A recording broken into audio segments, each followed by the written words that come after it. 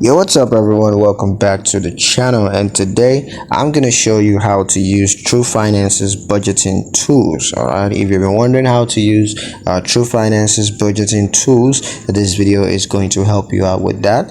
It's gonna be a really quick one. I'm just gonna give you guys a step-by-step guide on how to get that done. So let's jump straight into it.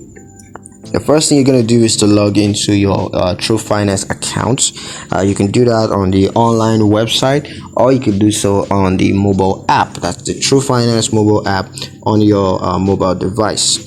Now once you're logged into your account, you just want to click on budgeting, or you can find the financial management tab and then click on that. And then you're going to set up your budget by categorizing your income and your expenses, and you can track your spendings and stay on top of your budget.